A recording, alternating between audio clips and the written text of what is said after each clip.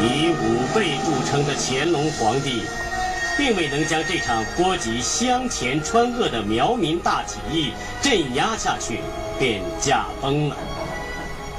统帅何林也死在了军中。直到嘉庆11年，这场持续了12年之久的战争才告结束。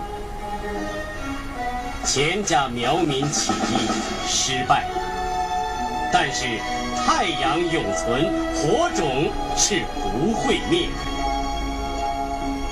中国历史上生存在这块土地上的人民，一直英勇地谱写着自强自立、反压迫的战歌。